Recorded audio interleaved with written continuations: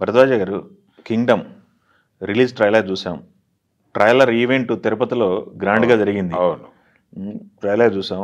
మళ్ళీ రేపు లేదు ఎల్లుండి మళ్ళీ ఇది ఇక్కడ ఇంకొక యూసఫ్‌గూడ యూసఫ్‌గూడ ఇంకొక పోలీస్ ఈవెంట్. గ్రౌండ్‌లో ప్రీ రిలీజ్ ఈవెంట్ అన్నారు. అవును. ట్రైలర్ చూసిన తర్వాత ఏమనిపించింది మీకు 'కింగ్డమ్' ట్రైలర్? అంటే మొదటి నుంచి కూడా వాళ్ళు ఒక ఎమోషన్‌ని క్రియేట్ చేసుకుంటూ వెడుతున్నారు. అభిమానుల్లో కావచ్చు, ప్రేక్షకుల్లో కావచ్చు. అంటే ఎన్టీఆర్ వాయిస్‌తో వచ్చినటువంటి ఒక టీజర్ చూసాం మొదట. అవును. చూసి దానిలో దాదాపుగా ఆయన నరేట్ చేశాడు. స్టోరీ. ఏముండబోతోంది సినిమాలో అనేది. అంటే మనకి అన్నదమ్ముల కథగా తర్వాత చెప్పారు. అన్నదమ్ముల కథకు సంబంధించి అన్నదమ్ముల పాట ఒకటి వచ్చిన కథగా తర్వాత మారిపోయింది. మారిపోయింది. అయితే నిజానికి అప్పుడు ఒక జాతి పోరాటం తాలూకా నమూనాని వీళ్ళు తీసుకున్నారు. సముద్రపు ఒడ్డున ఉన్నటువంటి ఒక దేశంలో జరిగే కల్లోలం ఇవన్నీ బయటకొచ్చినాయి. అలాగే జాఫ్నాకు సంబంధించి ఒక సెట్‌లో డైలాగ్ ఒకటి నడిచింది. దానిలోనూ ఉంది, తర్వాత దానిలోనూ ఉంది, ఇప్పుడు దీనిలో కూడా ఉంది. ఈ జాఫ్నా నేపథ్యం అనగానే అది ఈ శ్రీలంకలో ఈ తమిళ ఈలం కోసం జరిగినటువంటి యుద్ధం తాలూకా ఛాయలేవో ఈ సినిమాలో నడవబోతున్నాయనేది అర్థమైంది మనకి. అంటే తుల్ఫ్ నుంచి ఎల్టీటీఈ వరకు జరిగినటువంటి ఒక పోరాటం. సముద్రం నెత్తుటి మయమైపోతోంది ఇలాంటి డైలాగ్ కూడా ఒకటి ఎన్టీఆర్ టీజర్‌లోనే నడిచింది. దాని తాలూకా నమూనాలు అవన్నీ జస్ట్ ఇవి ఉండబోతున్నాయేమో అని అనుమానం కలిగించేవిగా ఉన్నాయి. దీనిలో కొంత నిర్ధారణకు వచ్చాం. ఇప్పుడు రిలీజ్ అయినటువంటి ట్రైలర్‌లో. ఈ ట్రైలర్‌లో నిర్ధారణలైంది జాఫ్నాకు సంబంధించిన వ్యవహారం ఉండబోతోంది దీనిలో. అంటే చాలా నవలలొచ్చినాయి. 'జ్వాలాసింహాసనం' లాంటి నవలలొచ్చినాయి. ఆ బ్యాక్‌గ్రౌండ్ ఏదో తీసుకున్నారు దీనిలో అనేది అర్థమవుతోంది. ఓకే. దాంతో పాటు లింక్ అవుతూ అంటే ఈ కొత్త ప్రపంచం అన్నదమ్ముల క్రియేట్ కథ. చేశారు ఒకటి. కొత్త ప్రపంచం క్రియేట్ చేయటం అంటే అదే. అది ఆన్ స్క్రీన్. అంటే అది తెలియని ప్రపంచం నిజానికి. ఈ జనరేషన్‌కి పెద్దగా పరిచయం లేని ఏరియా కూడా. అక్కడ వీళ్ళు క్రియేట్ చేయబోతున్నారు. దాన్ని పట్టుకొని అక్కడ ఇద్దరు అన్నదమ్ములకు సంబంధించిన వ్యవహారం. సత్యదేవను విజయ్ దేవరకొండ. కానీ విజయ్ దేవరకొండ లుక్ బాగుంది కదా. లుక్ బాగుంది. చాలా ఇంటెన్స్‌తో ఉన్నాడు. డైలాగ్ చెప్పడం గాని ఇవన్నీ. దాంతో ఒక అంచనాలు పెంచే విధంగా ఉంది ఇది. ఈ ట్రైలర్. ఓకే. సినిమా మీద ఆల్రెడీ ఎక్స్‌పెక్టేషన్స్ ఉన్నాయి. ఏ లూజ్ ఎండ్స్ లేవు. రెండోది డైరెక్టర్ మీద ఒక హోప్ ఉంది ప్రేక్షకులకి. గౌతమ్ తిన్ననూరి ఇప్పటివరకు చేసినటువంటి సినిమాలు వాటి ట్రాక్ రికార్డు, అతను చాలా హై ఎమోషనల్‌గా సినిమాని నడుపుతాడు. ఈ సినిమాలో దానికి అవకాశం దొరికింది. ఆ దొరకటం అనేది ఆయన ఏ రేంజ్‌కి తీసుకెళ్తున్నాడు అనేది మనకి ట్రైలర్‌లో చాలా స్పష్టంగా కనిపించింది. అందుకని డెఫినెట్‌గా ఈ సినిమా కొంత విజయ్‌కి బౌన్స్ బ్యాక్ అయ్యే ప్రాజెక్ట్ బలం, అయిందంటారా? ఆ కెపాసిటీ కనిపించింది. ఆ కెపాసిటీ కనిపించింది. ఎక్కడా లూజ్ ఎండ్స్ లేవు ట్రైలర్‌లో. లూజ్ ఎండ్స్ లేకుండా స్ట్రైకింగ్‌గా ఉంది. అదే సితార సంస్థ నుంచి విజయ్‌కి ఒక హిట్ గ్యారంటీగా ఇవ్వబోతున్నాడు నాగవంశీ గారు అనేది అయితే బలంగా అనిపిస్తుంది. అంటే కథ మీద కసరత్తు జరిగింది. ఇప్పటి వరకు నిజానికి చాలా క్యాపబుల్ హీరో అతను. అతను ఎమోషన్స్‌ని ప్రాపర్‌గా వాడుకునేటువంటి స్క్రిప్ట్ పడకపోవడం వలన అతను కొన్ని ఇబ్బందికరమైన సినిమాలు వచ్చినాయి.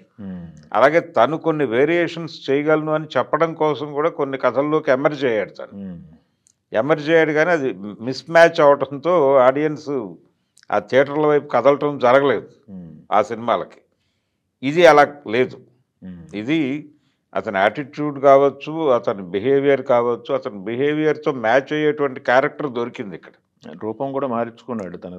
మార్చుకున్నాడు. అది ఎలాగో ఉంటుంది. అది క్యారెక్టర్లోకి ట్రాన్స్ఫార్మ్ అవడం కోసం తను ఏం చేయడానికైనా సిద్ధం అనేది పూరి జగన్నాథ్ గారి సినిమాలో కూడా ఆ ప్రయత్నం జరిగింది కదా. అవును. తను అలా మారుతాడు. ప్రతి క్యారెక్టరు ఒకేలాగా ఉండటం అనేది కుదిరే వ్యవహారం కాదు. ప్రతి నటుడు అలా మార్చుకుంటూ వెడతాడు. అనిరుద్ధ్ బీజం బాగుంది కదా. మ్యూజిక్ సైడ్ చాలా బాగుంది. చాలా సాంద్రత ఉన్నటువంటి సంగీతం అందించాడు అతను. అదే బాగుంది. బిజిఎం బాగుంది. టెక్నికల్‌గా కూడా బాగుంది సినిమా. అనిరుద్ధ్ ట్రెండ్ నడుస్తోంది. అంటే మొత్తం ఒక ప్యాక్డ్‌గా ఉంది. ట్రైలర్ ప్యాక్డ్‌గా ఉంది. రేపు జరగబోయేటువంటి హైదరాబాద్ ఈవెంట్. మ్మ్. హైదరాబాద్ ఈవెంట్ ఎలా ఉంటుంది అనే దానికి తిరుపతి ఈవెంట్ ఒక నమూనాగానే ఉంది. మ్మ్. జనాలు చాలా క్యూరియాసిటీతో ఉన్నారు. ఇది పాన్ ఇండియా మార్కెట్లో వేరే పేరుతో రిలీజ్ అవుతోంది. అవును, హిందీలో హిందీలో సామ్రాజ్యం కదా. పేరు మార్చారు, సామ్రాజ్యం. సామ్రాజ్య. మ్మ్. కాబట్టి హిందీలో పేరు మారి రిలీజ్ అవుతున్నప్పటికీ దీని తాలూకా వైబ్ అయితే కొనసాగుతోంది. మ్మ్. కొనసాగుతోంది. విజయ్ దేవరకొండ ఈ సినిమాతో డెఫినెట్గా బౌన్స్ బ్యాక్ అవుతున్నాడు అనే గ్యారంటీ, ఆ హోప్ అయితే ట్రైలర్ ఇచ్చింది. మ్మ్. మ్మ్. ఈవెంట్ కూడా ఇచ్చింది. ఈవెంట్, ప్రజలు, వాళ్ళ ఆకాంక్షలు, వాళ్ళ ఆవేశాలు, మ్మ్. అలాగే ప్లే అవుతున్నటువంటి పాటలకి వాళ్ళ ఎమోషన్స్, చాలా ఎమోషనల్గా ఉంది పాటలు కానీ ఇవన్నీ. మ్మ్. కంటెంట్ చాలా హెవీగా ఉంది ఈ సినిమాలో అనేది ఒక ఫుల్ మీల్స్గా అనిపిస్తోంది ఈ ట్రైలర్ చూస్తే. చూడాలి మరి. ఇది ప్రీమియర్స్ ఏపీ గవర్నమెంట్ హైక్ కూడా ఇచ్చినట్టుంది కదా.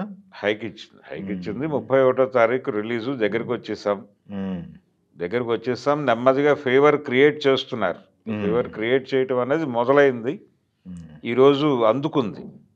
ఈ అందుకున్నటువంటి ఫేవర్ డెఫినెట్గా థియేటర్ల వైపు కదిలిస్తుంది. థియేటర్లో అక్కడ కంటెంట్ కనుక కనెక్ట్ అయితే బ్లాస్ట్ అవుతుంది సినిమా బాక్స్ ఆఫీస్ దగ్గర. ఆల్రెడీ ఏదో ప్రీమియర్స్ కి బుకింగ్స్ ఓపెన్ చేశారని ఏదో నెంబర్స్ చెప్తున్నారు బయటకి వాళ్ళు. అంటే ఇక్కడ కాదండి, ఇక్కడ కాదు, ఓవర్సీస్లో ఓపెన్ అయిపోయింది. ఓవర్సీస్లో ఓపెన్ అయింది, అక్కడ బిగ్ నెంబర్స్ మొదలైంది, వేవ్ మొదలైంది. దాని తాలూకా ప్రభావం ఇక్కడ కూడా కనిపిస్తుంది. ఇక్కడ రేపు ప్రీమియర్స్ అనౌన్స్మెంట్ బహుశా నేను అనుకోవటం హైదరాబాద్ ఈవెంట్ తర్వాత మొదలవుతుంది అది. ఓకే, ఇక్కడ లోకల్గా ఇండియాలో మొదలైన తర్వాత అప్పటికి ఆ నెంబర్ ఇంకా పెరిగే అవకాశం ఉంది. ఓవర్సీస్ నెంబర్ ఇప్పుడు చెప్తున్నటువంటి నెంబర్కి ఆ రోజు నెంబర్కి తేడా వచ్చేస్తుంది.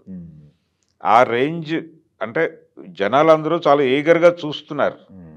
విజయ్ దేవరకొండ నుంచి ఒక ప్రాపర్ ప్రాజెక్ట్ కోసం జనం చూస్తున్నారు. ఆ ఎదురు చూపులు ఫలించే అవకాశం ఉంది అనేటువంటి విషయం ఈ ట్రైలర్ ద్వారా ప్రపంచానికి చాటి చెప్పారు వాళ్ళు. ఓకే.